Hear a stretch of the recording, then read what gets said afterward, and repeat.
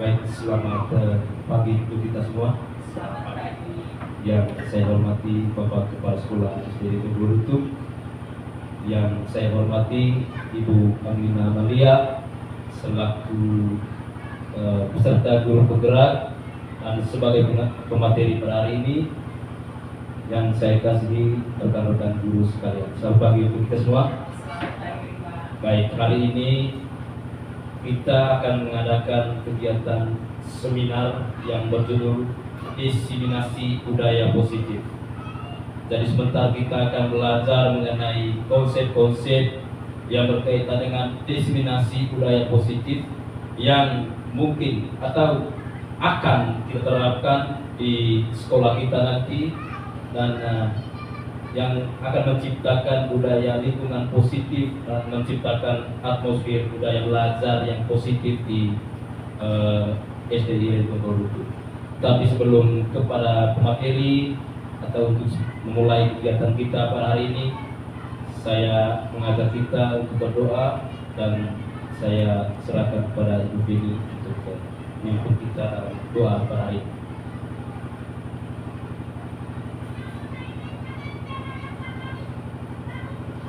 Kita semua berdiri.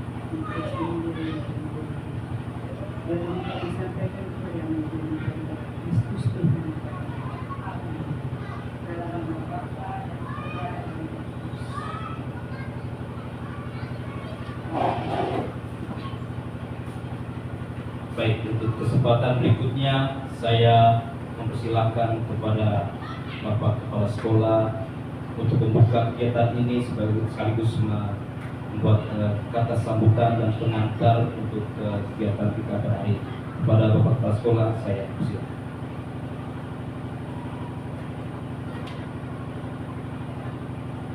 Baik, selamat pagi untuk kita semua.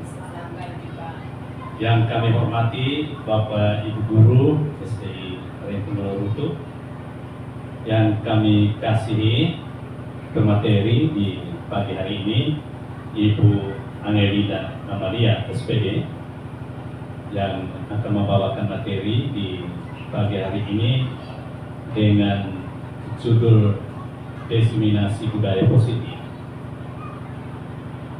Pada tempat yang pertama, sebagai orang beriman, tentunya kita bersyukur kepada Tuhan. Yang program-program yang begitu banyak di zaman ini, di saat ini, lebih khusus dalam hubungan dengan program guru penggerak, maka di hari ini terjawab juga melalui saudara kita, Ibu Angelina Amalia SPD, yang akan menyajikan materinya dalam seminar di pagi hari ini. Ada satu hal yang saya mau katakan kepada kita tentang diseminasi budaya positif. Budaya positif itu penekanan di dalam itu dalam hubungan dengan nilai-nilai, keyakinan-keyakinan, kebiasaan-kebiasaan di sekolah yang berpihak kepada siswa. Nilai-nilai, kebiasaan-kebiasaan yang dimaksudkan di situ yaitu nilai-nilai yang positif, nilai-nilai yang baik, kebiasaan-kebiasaan yang baik, dan semuanya itu akan berpihak kepada siswa kita. Tujuan dari budaya positif ini agar siswa dapat berkembang menjadi pribadi yang kritis, penuh hormat dan tanggung jawab. Itu tujuan dari budaya positif itu sendiri. Lalu pertanyaan untuk kita, diseminasi budaya positif guru penggerak. Salah satu materi yang diangkat dalam modul khususnya untuk para guru penggerak ataupun calon guru penggerak, di situ penekanannya itu ada pada perubahan paradigma. Paradigma lama menjadi baru, yang secara teori menjadi praktek, yang biasa-biasa menjadi luar biasa, dan di sini penekanannya juga itu pada teori kontrol, disiplin positif, kebutuhan dasar manusia, keyakinan kelas, dan juga segitiga restitusi. Itu akan dibelajar oleh saudara-saudara kita, yang diperjuangkan oleh saudara-saudara kita, lebih khusus kita, Bapak Ibu. Oleh karena itu, saya selaku kepala sekolah mengajak kita semua Bapak Ibu guru untuk bergabung dalam program yang satu dan sama ini, menjadi guru penggerak. Karena melalui program yang satu ini, kita akan mengenal lebih banyak tentang siapa kita dan tanggung jawab kita untuk anak didik kita. Lebih khusus, secara khusus kepada Ibu, saya memberi support secara positif kepada Ibu Angelina Amalia. Saya memberi kesempatan kepada Ibu untuk membawakan seminar ini untuk kelangsungan kebutuhan kita, baik untuk guru, bagi teman-teman di sini, untuk pribadinya Ibu, dan untuk lembaga satuan pendidik kita. Dan tujuannya yang sama, yaitu untuk anak didik kita. Saya pikir itu saja satu hal yang perlu saya sampaikan kepada kita semua. Atas nama Tuhan dan atas seizin kita semua, kita membuka seminar ini dengan tanda. Saya buka secara resmi. Baik, terima kasih kepada Bapak Kepala Sekolah yang telah memberikan kata sambutannya pada hari ini. Selanjutnya, seperti yang saya katakan tadi, untuk mengetahui lebih dalam mengenai diseminasi budaya positif, saya serahkan kepada Ibu Angelina Amalia selaku pemateri untuk memberikan kami konsep-konsep serta praktis, hal-hal praktis yang berkaitan dengan diseminasi budaya positif. Untuk waktu dan kesempatan yang seluas-luasnya saya berikan kepada Ibu Angelina Amalia. Baik, terima kasih kepada Pak Moderator yang sudah membuka kegiatan ini dan sudah mempersilakan waktu kepada saya.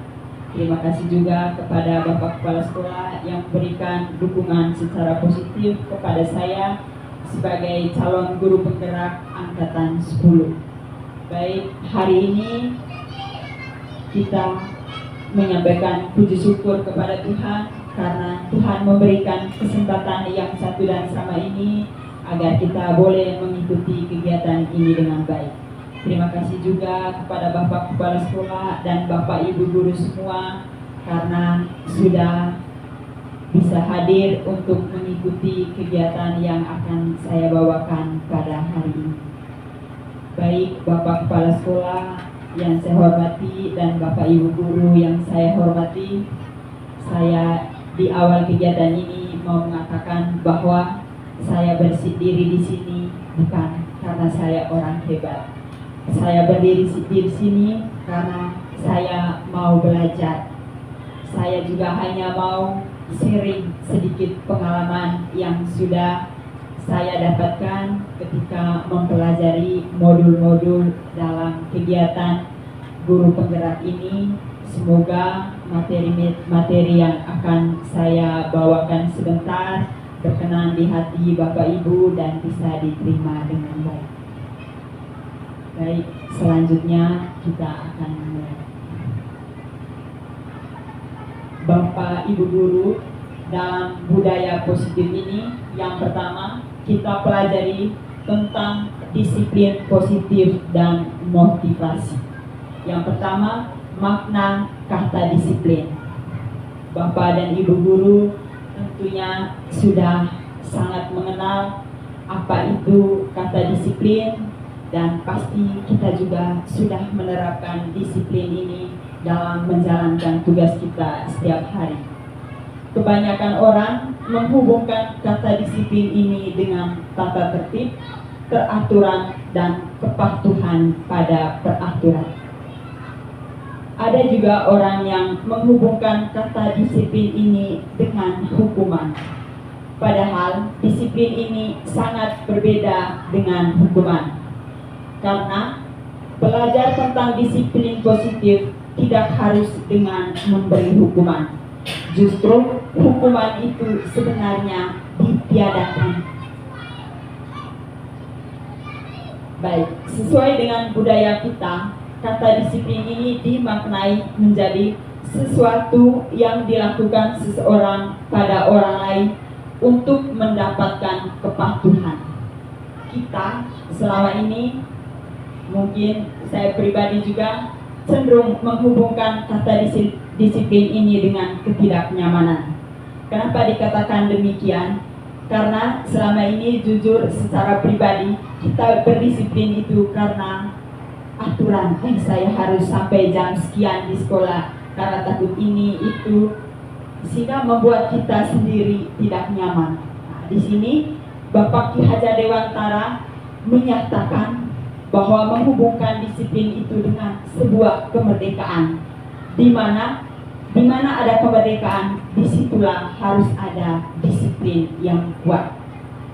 Sungguh pun disiplin itu bersifat self-discipline, yaitu kita sendiri yang mewajibkan kita dengan sekeras-kerasnya, tetapi itu sama saja. Sebab jikalau kita tidak cakap melakukan self-discipline, wajiblah penguasa lain mendisiplin diri kita.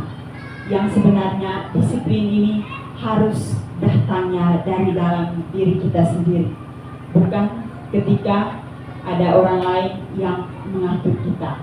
Kita harus menanamkan disiplin itu dari dalam diri kita sendiri. Tetapi mungkin jikalau kita tidak menanamkan disiplin dari dalam diri kita, maka tadi ada kalimat yang mengatakan penguasa lain yang mendisiplin kita. Supaya penguasa lain ini tidak mendisiplinkan kita, maka disiplin itu harus kita tanamkan dari dalam diri kita sendiri.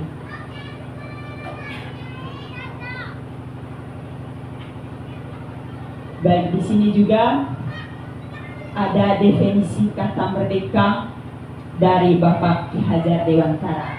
Yang di atasnya ini adalah bahasa Jawa, karena Bapak Ki Hajar Dewantara ini sering menuliskan kalimat pertamanya dari bahasa Jawa. Dalam bahasa Indonesianya, merdeka itu artinya tidak hanya terlepas dari perintah, akan tetapi juga cakap memerintah diri sendiri. Kita harus merdeka karena diri kita sendiri yang perintah, supaya kita bisa nyaman atau bisa merasakan merdeka itu sendiri jika hal itu muncul dari dalam diri kita. Pemikiran Bapak Ki Hajar Dewantara ini sejalan dengan pandangan Diane Gossen. Diane Gossen ini adalah ahli dari luar negeri. Dalam bukunya Restructuring School Discipline yang dikeluarkan pada tahun 2001, Diane menyatakan bahwa arti dari kata disiplin berasal dari bahasa Latin, yaitu yang pertama disiplina, yang artinya belajar. Kata disiplin juga berasal dari akar kata yang sama dengan disiplin atau murid atau pengikut. Jika disimpulkan, untuk menjadi seorang murid atau seorang pengikut, seseorang harus paham betul alasan mengapa mereka mengikuti suatu aliran atau ajaran tertentu. Ketika kita ingin mengikuti suatu aliran atau ajaran tertentu, harus ada motivasi. Kita diminta untuk memiliki motivasi yang terbangun dari dalam diri kita sendiri, atau yang sering diistilahkan dengan motivasi intrinsik, bukan ekstrinsik.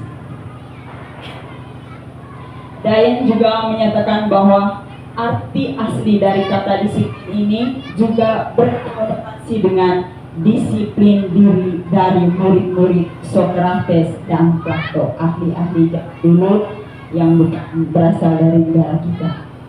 Disiplin diri dapat membuat seseorang menggali potensinya menuju kepada sebuah tujuan, sesuatu yang dihargai dan bermakna. Dengan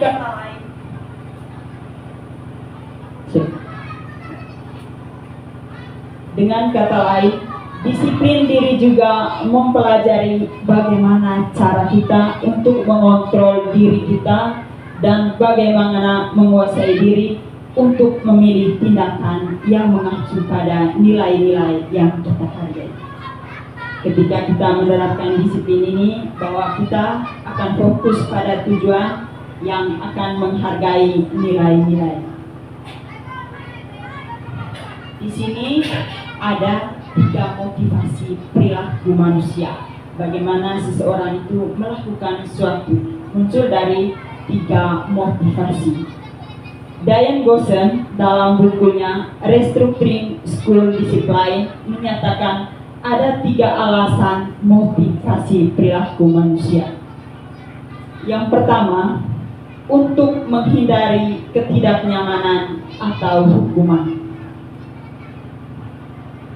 Motivasi yang pertama ini adalah tingkat terendah dari motivasi perilaku manusia. Dikatakan sebagai motivasi yang berada pada tingkat terendah karena orang itu melakukan sesuatu itu karena takut dihukum atau untuk menghindari ketidaknyamanan. Karena kita juga berpikir, apa yang akan terjadi apabila saya tidak melakukannya? Dengan kalimat itu, maka sebenarnya orang melakukan sesuatu itu hanya karena menghindari permasalahan yang akan muncul dan berpengaruh pada seseorang, baik secara fisik, psikologis, maupun tidak terpenuhinya kebutuhan mereka bila mereka tidak melakukan tersebut. Secara jujur, selama ini juga saya biasa melakukan sesuatu karena motivasi ini untuk menghindari ketidaknyamanan atau hukuman. Yang kedua, motivasi untuk mendapatkan imbalan atau penghargaan. Motivasi yang kedua ini levelnya berada 1 tingkat di atas motivasi yang pertama. Di sini orang berperilaku untuk mendapatkan imbalan atau penghargaan dari orang lain. Saya kasih contoh sedikit. Misalnya, terkadang kita itu di dalam kelas saat mengajar anak-anak, kadang-kadang kita menyediakan permen.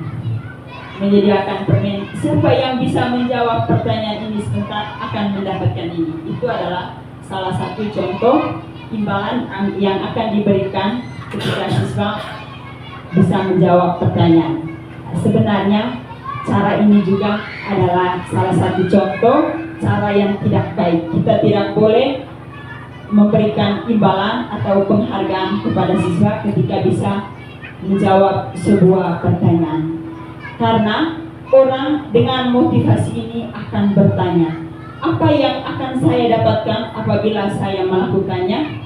Mereka melakukan sebuah tindakan untuk mendapatkan pujian dari orang lain yang menurut mereka penting dan mereka letakkan dalam dunia berkualitas mereka. Saya lanjutkan tadi dengan contoh yang saya berikan. Misalnya ketika kita tidak menyediakan permen lagi, kita tidak menunjukkan permen yang bisa menjawab akan saya berikan ini. Ketika tidak membawakan permen pada saat pelajaran, mungkin saja anak-anak tidak mau menjawab. Karena apa? Mereka bilang nanti Pak Guru atau Ibu Guru tidak memberikan imbalan kepada kita. Baik, yang ketiga motivasi yaitu untuk menjadi orang yang mereka inginkan. dan menghargai diri sendiri dengan nilai-nilai yang mereka percaya. Ini adalah level yang teratas dari ketiga motivasi tadi. Dalam motivasi ini, orang akan bertanya, akan menjadi orang yang seperti apa bila saya melakukannya? Di sini pasti orang sudah memiliki tujuan. Jika saya melakukan itu, apa yang akan saya capai? Mereka melakukan sesuatu karena nilai-nilai yang mereka yakini dan hargai. Mereka melakukannya karena ingin menjadi orang yang melakukan nilai-nilai yang mereka yakini tersebut. Ini adalah motivasi yang akan membuat seseorang memiliki disiplin positif, karena motivasi berperilakunya bersifat internal, bukan eksternal. Ini tadi motivasi yang ketiga ini adalah motivasi yang diharapkan, yang kita miliki, yang anak-anak kita miliki, yaitu motivasi internal. Jika semua warga sekolah memiliki motivasi internal, pasti tujuan akan dilaksanakan dengan baik. Yang berikut, tujuan dari disiplin positif, yaitu menanamkan motivasi yang ketiga pada murid-murid kita, yaitu menjadi orang yang mereka inginkan dan menghargai diri sendiri dengan nilai-nilai yang mereka percaya. Ketika murid-murid kita memiliki motivasi tersebut, mereka telah memiliki motivasi intrinsik yang berdampak jangka panjang, motivasi yang tidak akan terpengaruh pada adanya hukuman atau hadiah. Mereka akan tetap berperilaku baik dan berlandaskan nilai-nilai kebajikan karena mereka ingin menjadi orang yang menjunjung tinggi nilai-nilai yang mereka hargai. Nah, ini tadi sebuah kesimpulan dari tiga motivasi.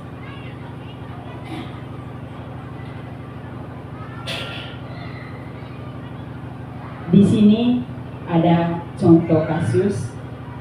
Ibu Anissa adalah guru balik kelas 2 di SD Permata Hati. Ibu Anissa sedang mengalami kebingungan karena Ibu Anissa mempunyai salah satu murid yang meresahkan, namanya Doni. Mungkin di SD Permata Hati ini mewajibkan siswanya untuk membawa bekal setiap hari. Setiap hari, Doni memaksa temannya untuk memberikan bekal makanan yang mereka bawakan untuk Doni. Murid kelas 2 mengadukan persoalan ini kepada Ibu Anissa. Baik, saya mau minta pendapat dulu dari Bapak Ibu. Menurut Bapak Ibu, mengapa Doni melakukan hal tersebut? Ya, saya minta Pak Irfan. Baik, menurut saya mengapa Doni melakukan hal tersebut, mungkin karena dia memiliki ciri-ciri fisik yang besar, yang artinya dia menganggap bahwa saya adalah orang yang kuat dan saya mampu untuk menindas orang-orang yang lemah, termasuk dalam mengambil bekal makanan yang dibawa dari temannya sendiri. Artinya bahwa dia sendiri merasa bahwa saya ini adalah orang yang paling kuat di kelas ini. Begitu. Baik, terima kasih kepada Pak Evan. Mungkin masih ada Bapak Ibu. Ya, Ibu Ben. Menurut saya, karena Doni mungkin merasa bosan dengan bekal yang dia bawa sendiri dari rumah, melihat teman punya mungkin ada beda, dia mau untuk merebut temannya punya, mungkin rasanya berbeda dengan dia punya. Ya, itu dari saya. Terima kasih Bu.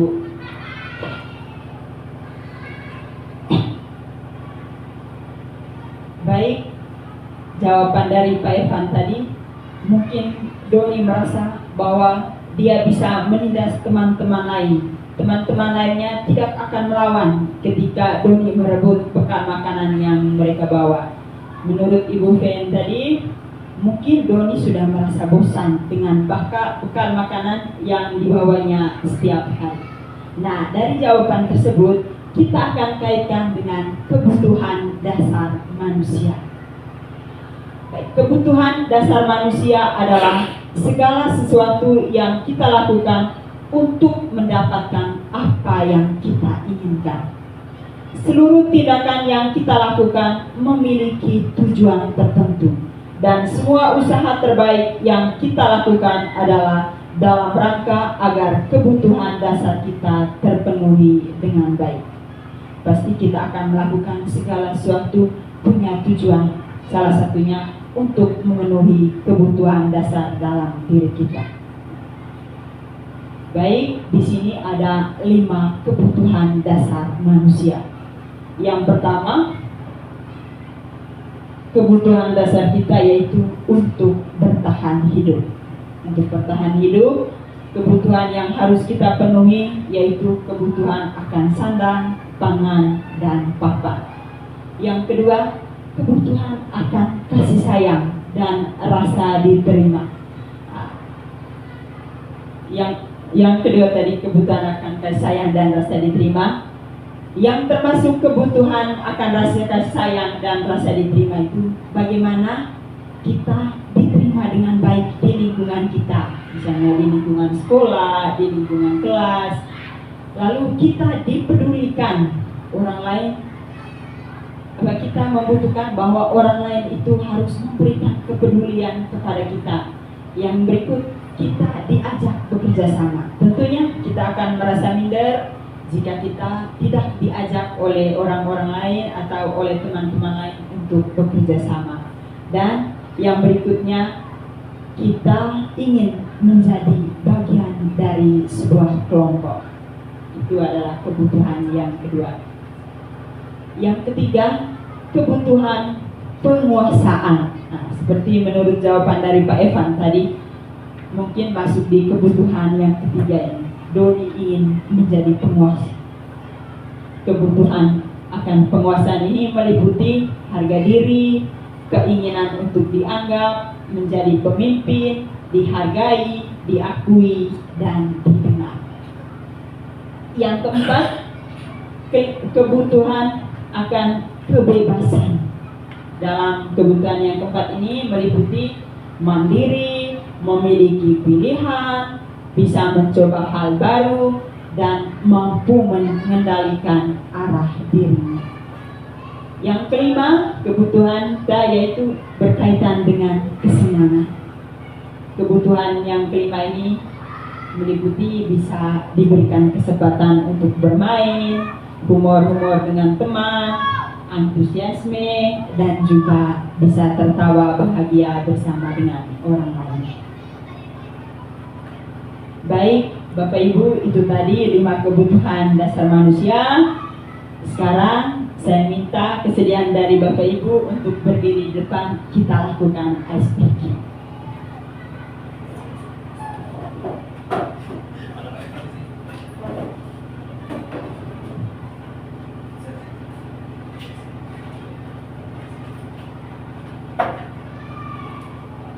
Baik, Bapak Ibu, petunjuk singkatnya, Bapak Ibu diminta untuk mengarahkan tangan kanannya ke depan. Lalu, ketika saya menyebutkan bilangan ganjil, di sini sebentar saya akan membuat penjumlahan atau pengurangan. Ketika hasil dari penjumlahan atau pengurangan tersebut hasilnya bilangan ganjil, maka kita berusaha untuk menangkap tangan dari teman yang berada di sebelah kanan. Ketika hasilnya sebentar bilangan genap, maka yang di kanan berusaha untuk meraih tangan dari teman yang berada di sebelah kiri. Bagaimana? Sudah paham petunjuknya Bapak Ibu? Ya, baik. Terima kasih. Kalau genap, tangkap baik.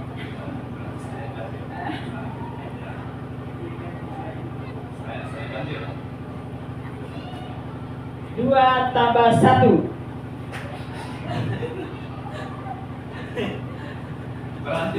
Saya kejar, saya kan yang nanya sini.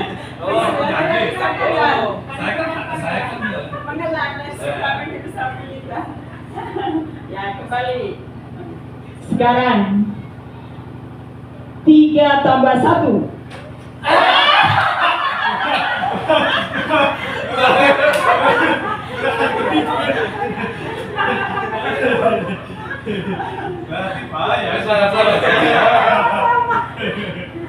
Baik, terima kasih Bapak Ibu. Terima kasih.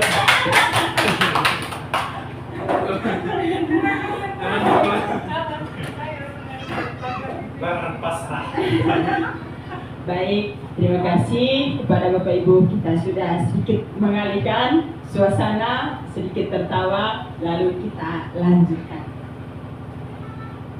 Di sini kita sebagai guru juga memiliki 5 posisi kontrol. Yang pertama sebagai penghukum, yang kedua pembuat merasa bersalah, yang ketiga teman, yang keempat sebagai pemantau, dan yang kelima sebagai manajer.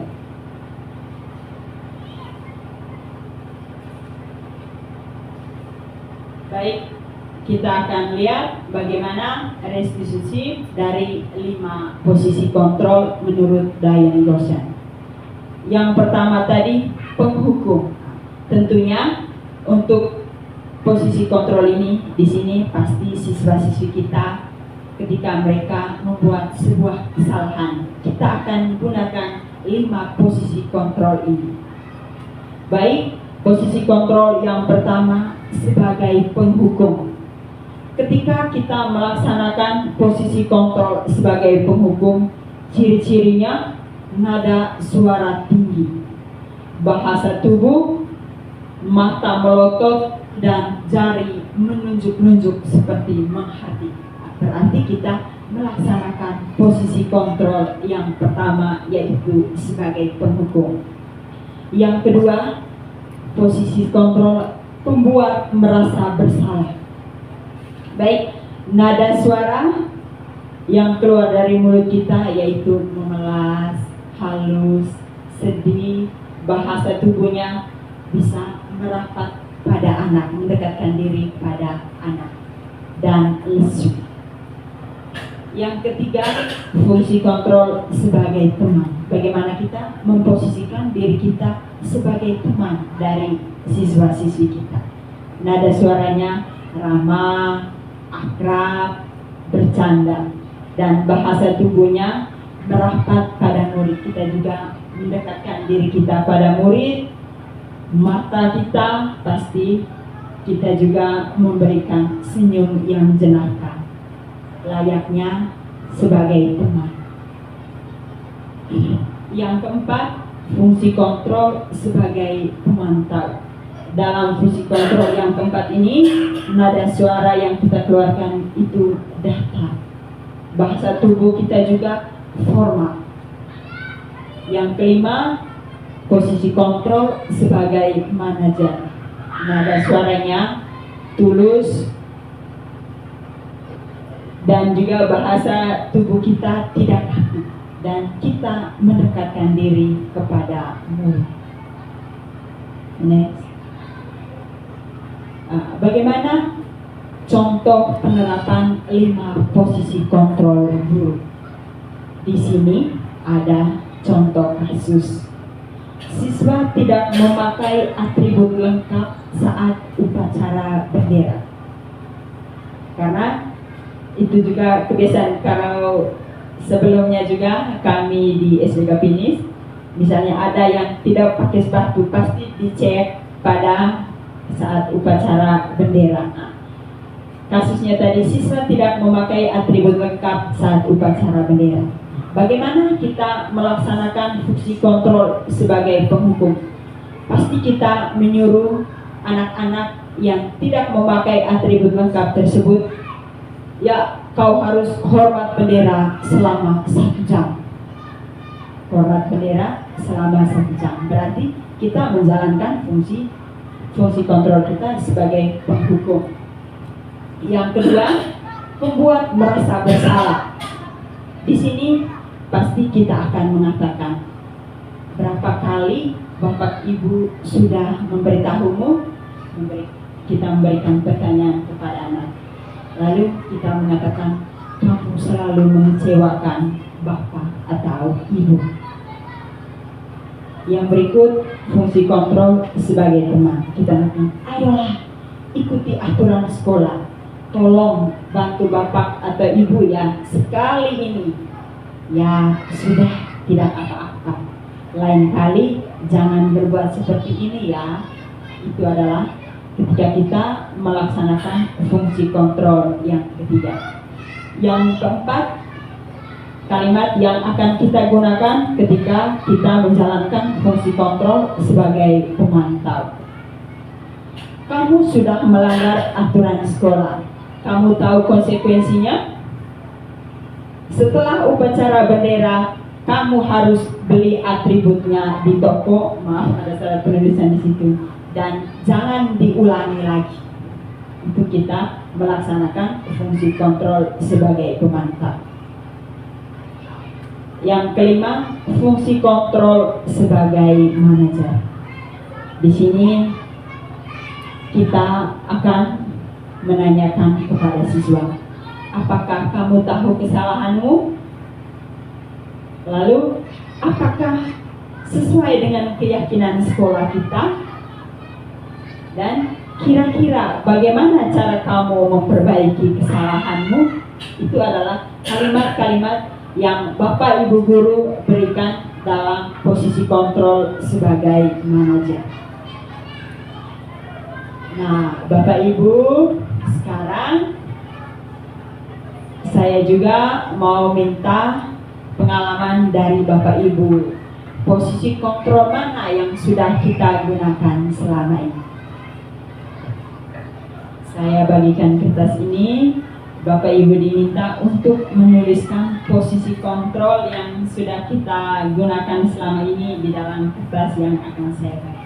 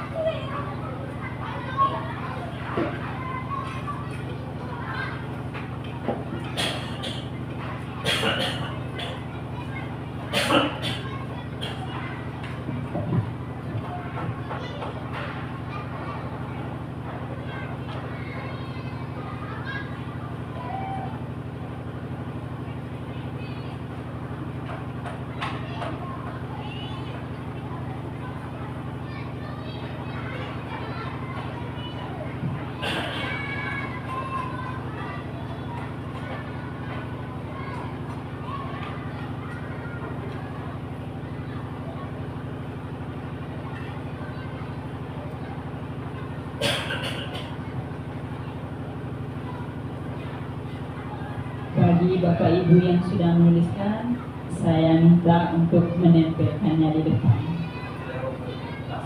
Ya, langsung diperkatkan.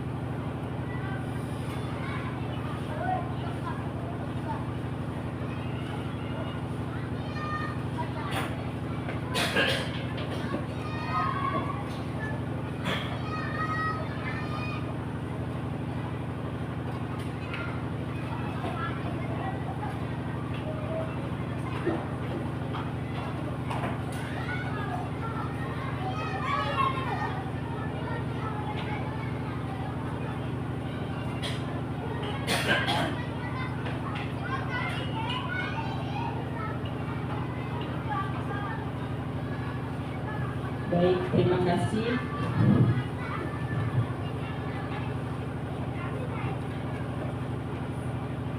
Kepada Bapak Ibu Guru yang sudah menuliskan fungsi kontrol yang sudah dijalankan selama ini. Yang pertama dari Bapak Kepala Sekolah tadi sebagai teman. Dari Pak Evan sudah menjalankan 4 fungsi kontrol. Yang pertama sebagai penghukum, pembuat merasa bersalah, teman, dan manajer. Dari Pak Martin menjalankan 1 fungsi kontrol yaitu sebagai penghukum. Dari Ibu Feni sudah menjalankan 2 fungsi kontrol yaitu sebagai teman dan manajer. Dari Ibu Elti sudah melaksanakan 3 fungsi kontrol yaitu sebagai teman, sebagai pemantau, dan sebagai manajer. Baik Bapak Ibu, pasti selama ini kita sudah bervariasi melakukan fungsi kontrol, tergantung kita sendiri. Dari 5 posisi kontrol yang sudah dijelaskan tadi, kita diharapkan untuk menerapkan posisi kontrol sebagai manajer. Ketika anak melakukan sebuah kesalahan, kita diminta untuk menanyakan kepada anak secara baik-baik, lalu kita kaitkan dengan keyakinan kelas atau keyakinan sekolah yang sudah kita buat.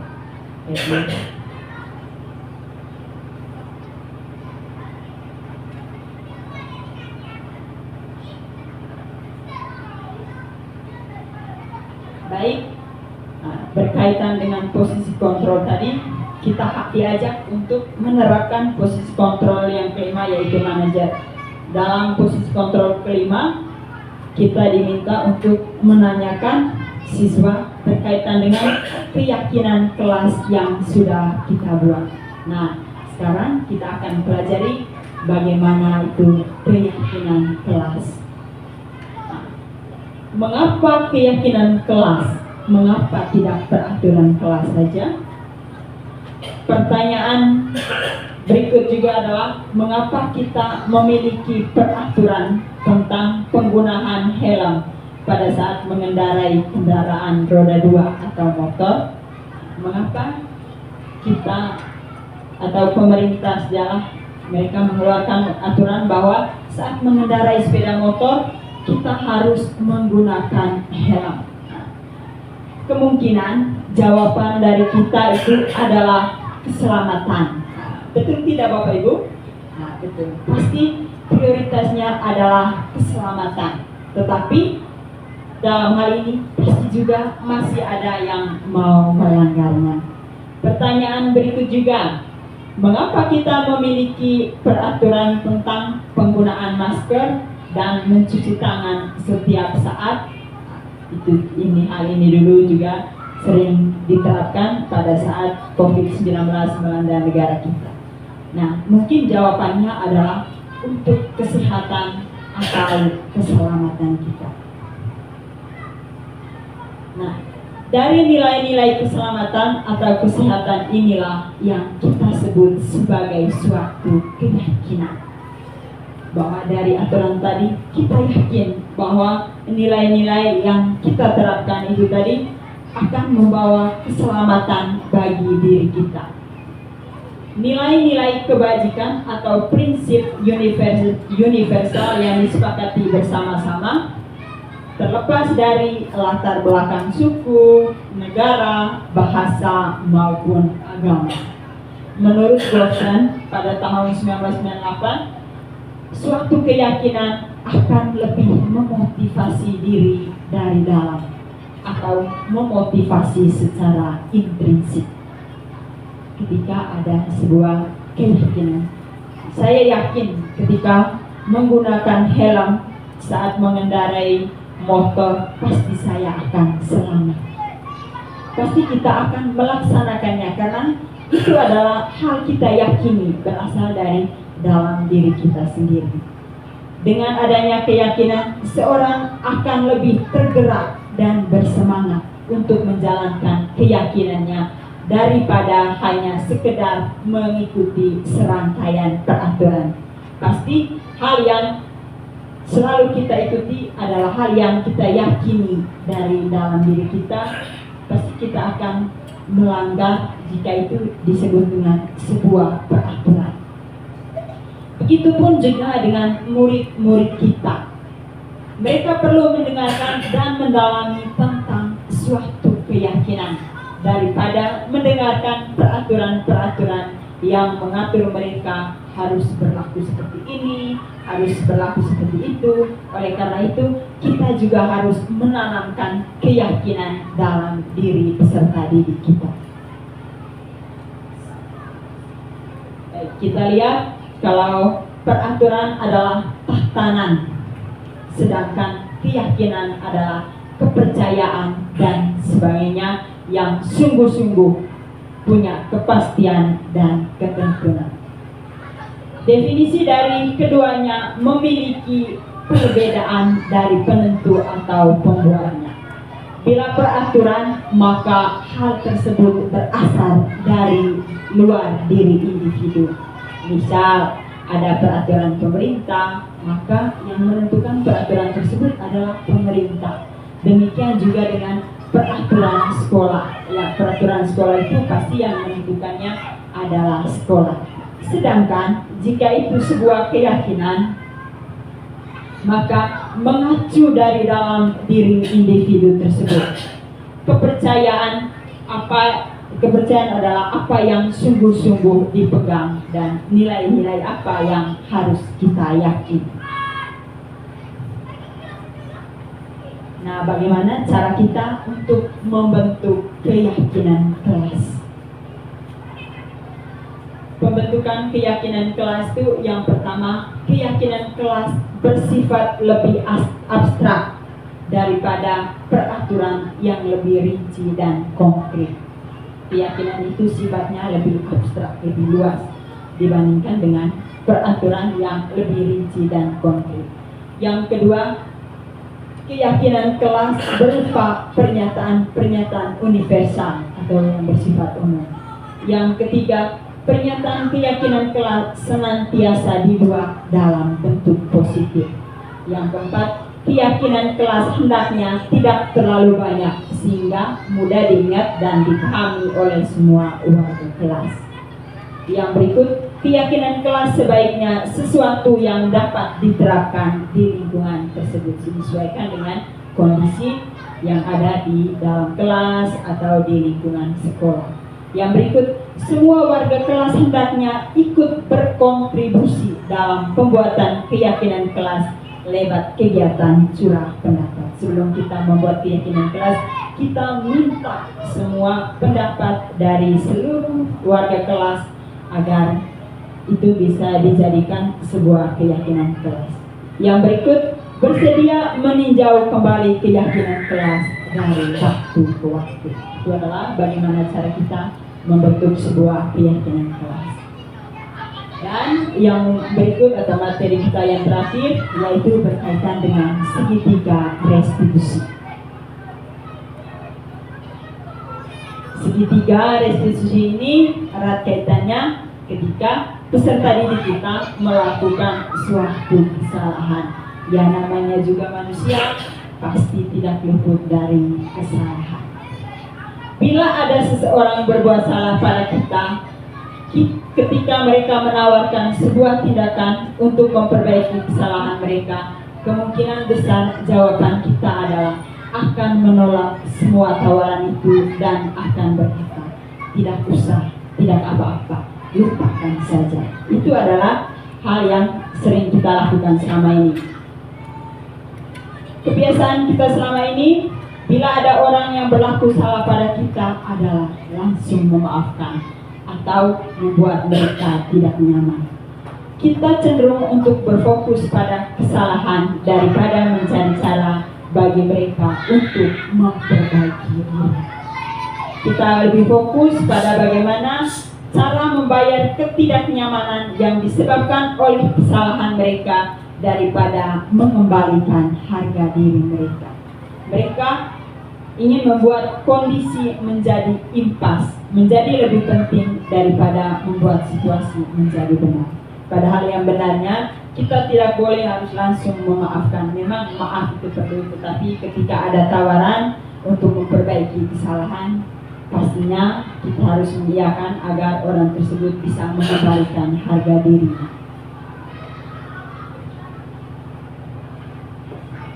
Di sini berkaitan dengan kesalahan tadi, ada sebuah restitusi. Restitusi ini adalah sebuah cara menanamkan disiplin positif pada murid. Kita lihat pengertiannya. Restitusi adalah proses menciptakan kondisi bagi murid untuk memperbaiki kesalahan mereka sehingga mereka bisa kembali pada kelompok mereka dengan karakter yang lebih kuat menurut Gosen pada tahun 2004. Restitusi juga adalah proses kolaboratif yang mengajarkan murid untuk mencari solusi untuk masalah dan membantu murid berpikir tentang orang seperti apa yang mereka inginkan dan bagaimana mereka harus memperlakukan orang lain. Menurut Chelson Gosen pada tahun 1990-an. Sekarang kita lihat bagaimana proses segitiga restitusi. Langkah teorinya yang pertama, menstabilkan identitas. Teori kontrolnya, kita semua akan melakukan hal terbaik yang bisa kita lakukan. Yang kedua adalah validasi tindakan yang salah. Teori kontrolnya, semua perilaku memiliki alasan. Yang ketiga, menanyakan keyakinan. Teori kontrolnya, kita semua memiliki motivasi internal. Ini adalah sebuah segitiga restitusi. Langkah pertama tadi yaitu menstabilkan identitas. Dalam langkah pertama ini, ketika kita menghadapi siswa-siswi kita yang sudah membuat kesalahan, kalimat-kalimat yang kita akan keluarkan kepada murid yaitu yang pertama, setiap orang pasti pernah melakukan kesalahan. Yang kedua, kamu bukan satu-satunya yang pernah melakukan ini. Bisa juga kita lanjutkan, bapak atau ibu juga pernah melakukan hal seperti ini. Yang kedua, validasi tindakan yang salah. Kalimat-kalimat yang kita akan berikan yaitu, kamu tentu punya alasan mengapa melakukan itu. Yang kedua, adakah cara yang lebih efektif untuk mendapatkan apa yang kamu butuhkan? Untuk langkah ketiga, menanyakan keyakinan keras. Kita bisa menanyakan pertama, kamu tahu tindakan yang kamu lakukan apakah sesuai dengan keyakinan kelas kita? Atau keyakinan kelas apa yang telah kita sepakati dan kamu ingin menjadi orang yang seperti apa? Itu adalah kalimat-kalimat yang akan kita gunakan untuk menanyakan keyakinan.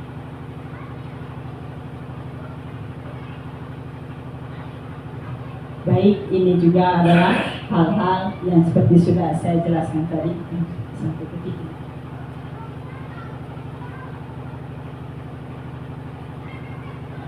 Di sini ada sebuah contoh sederhana yang sudah saya lakukan. Ada video singkatnya untuk penerapan segitiga restitusi. Mari kita sama-sama mendengarkan.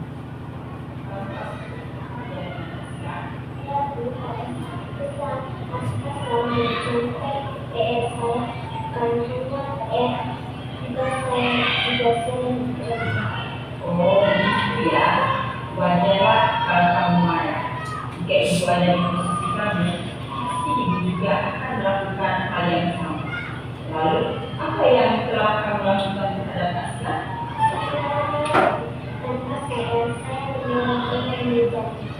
Oh, begitu. Pasti kamu melakukan hal itu ada alasannya. Yang jelas, saya harus saya sudah bersusah payah mengerjakan.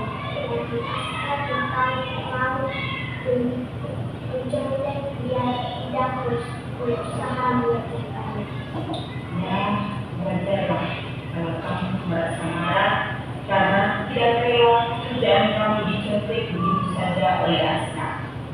sangat menghargai tindakan kamu yang tidak lebih buruk daripada itu. Di sana kamu harus memikir. Sekarang, coba kita pikirkan tindakan kamu yang sampai mendorong Mega. Apakah sesuai dengan keyakinan kelas kita?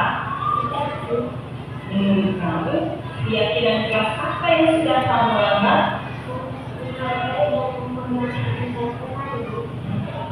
Oh, saling menghormati dan menghargai antar teman penting bagi kamu. Nah, kalau menurut kamu penting, apa yang kamu lakukan bila sedang marah? Bagaimana cara kamu memperbaiki masalah ini? Saya harus dapat menjelaskan bagi kepada guru dari kelas saya. Ya, benar sekali tindakan kamu ada. Tetap semangat ya. Terima kasih. Silakan kembali ke kelas kami.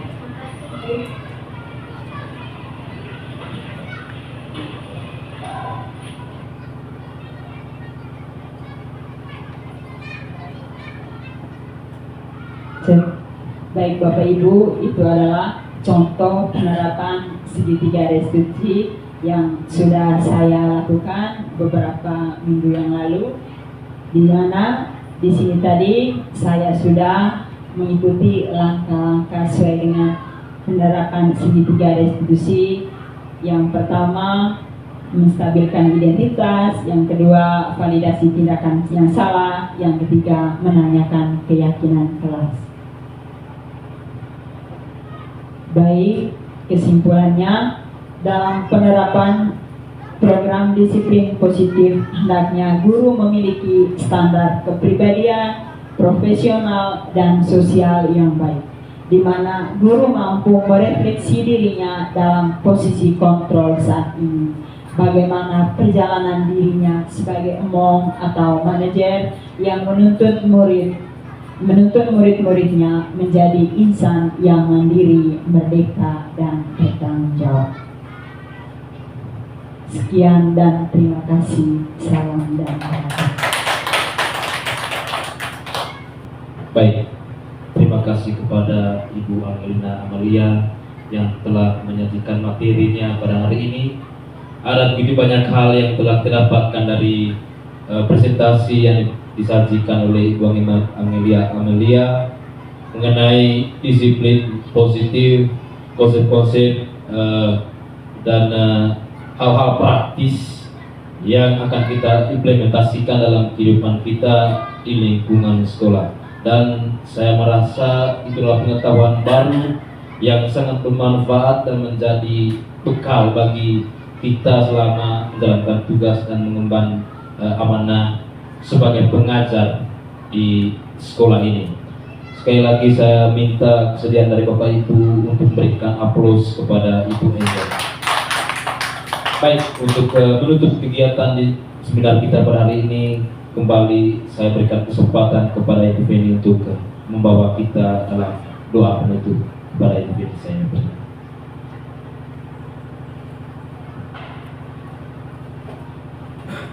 Mari kita satukan hati dan pikiran kita dalam doa. Dalam nama Bapa dan Putra dan Roh Kudus. Tuhan Yesus, terima kasih Engkau telah menyertai kami dalam kegiatan sepanjang 1 jam lebih. Kami percaya kegiatan ini merupakan cintakan kasih seperti sampai pada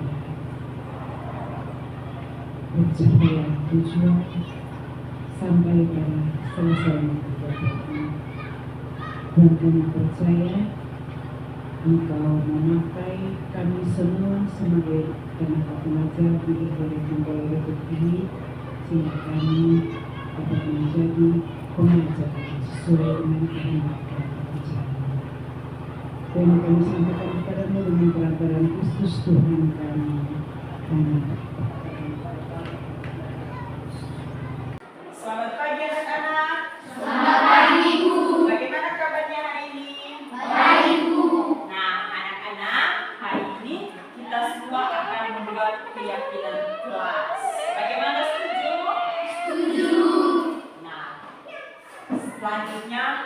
minta kalian tulis bagaimana pendapat kalian berkaitan dengan keyakinan kelas yang akan kita buat untuk kita patuhi bersama dalam waktu-waktu ke depannya. Ya, silakan tulis sesuai dengan dan silakan menulis. Jangan lupa di bawahnya kamu tulis dengan nama, biar nama panggilan disebut. Biar yang sudah terlanjur tulis nama lengkap, biar.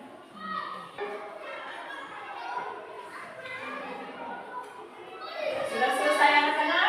Sudah. Nah, sekarang saya minta adik Ecen supaya kumpulkan semua hasil tulisan dari kita. Tidak boleh berdiri, Ecen yang ke tempat duduk kalian.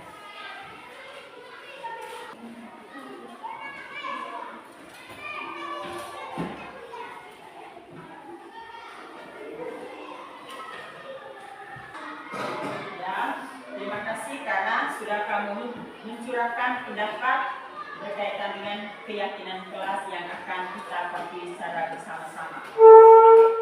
Sekarang Ibu baca pendapat yang sudah kalian tulis. Tidak boleh keluar kelas sesuka hati. Ini dari Francisca. Dari Gervasius, tidak boleh keluar kelas sesuka hati.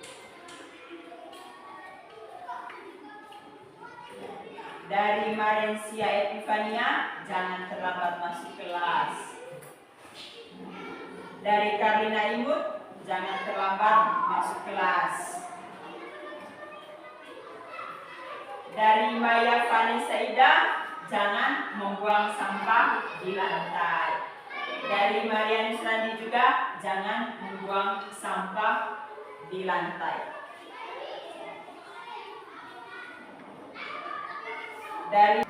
Dari Agustinus, tidak boleh menghina atau mengejek teman.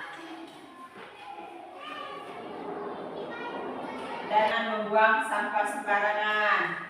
Dari Anastasia Mimun, tidak boleh membiarkan kelas dalam keadaan kotor.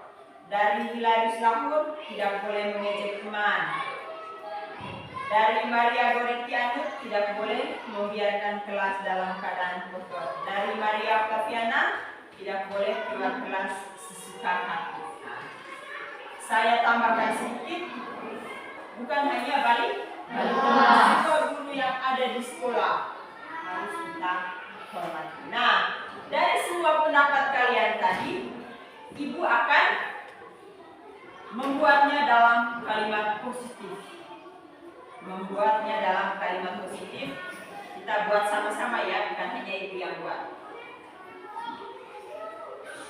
Kalimat positifnya tidak boleh menggunakan kata jangan. Kata jangan dan kata tidak boleh itu kita hilangkan. Ya.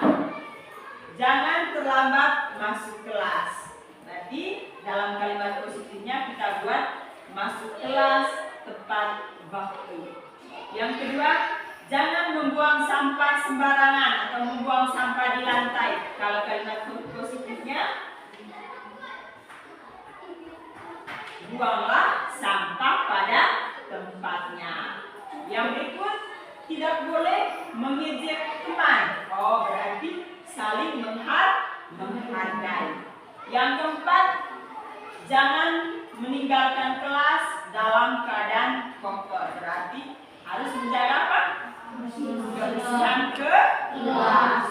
Jagalah kebersihan kelas. Jangan keluar kelas sesuka hati. Berarti kalau seperti itu bagaimana? Kalau mau keluar kelas harus minta izin kepada guru saat keluar kelas. Nah, adik-adik sekalian, itu adalah keyakinan kelas yang kita buat. Saya baca yang pertama, buanglah sampah pada tempatnya. Yang kedua, masuk kelas tepat waktu. Yang ketiga, saling menghargai, baik dengan teman, dengan guru, saling menghargai. Yang keempat, jagalah kebersihan kelas. Yang kelima, minta izin kepada guru saat keluar kelas. Saya minta adik Ecen dengan ini ya, tempel kita punya keyakinan kelas di depan. Mari maju.